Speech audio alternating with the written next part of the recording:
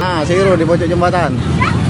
Kronologi kapal Jukung terbakar di Sungai Musi, berawal ketika hendak isi bahan bakar.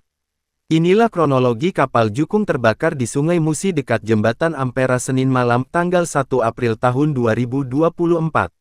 Adapun satu ABK dikabarkan menyelamatkan diri dengan terjun ke sungai saat terjadi ledakan.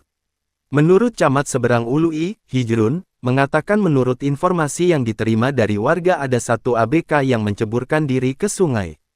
Ada satu ABK yang nyebur ke sungai dan mengalami luka, ujar Hijrun saat dihubungi.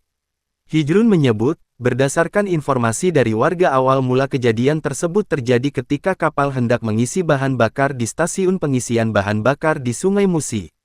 Kapal itu mau ngisi bahan bakar, tapi karena stasiun pengisian sudah tutup, tidak jadi.